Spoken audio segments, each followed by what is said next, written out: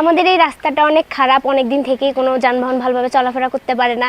আমাদেরও খুব অসুস্থ হয়, বিশেষ করে বৃষ্টি আসলে তো আরও অসুবিধা হয়। তাই এটাকে উন্নয়ন করা খুব দরকার। কিন্তু যখন নাগরিক টিভি এটাকে একটু প্রচার করলো কিংবা এই সম্বন্ধে একটু কথা বললো, তখন অনেক উপকৃত হয়েছি আমরা। আর ধন্যবাদ জানাই নাগরিক টিভিকে। আমাদের এই রাস্তাটা অনেক দিন থেকেই ভাঙাচুরে ছিল। নাগরিক টিভিকে সংবাদ করার কারণে, তাদের সংবাদ প্রচারের কারণে কাজ শুরু হয়েছে। ধন্যবাদ নাগরিক টিভি।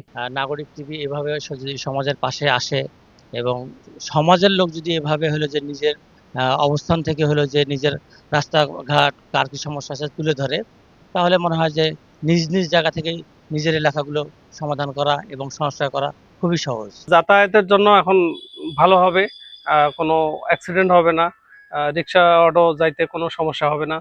আমরা এখানে 600-700 জনগণ বসবাস করি, সবাই বেশিরভাগই এই রাস্তা দিয়ে চলাচল। প্রশাসনকে ধন্যবাদ জানাই যে আমাদের এই দুর্ভোগ এই রাস্তাটা খুব দ্রুত কাজ শুরু করেছে।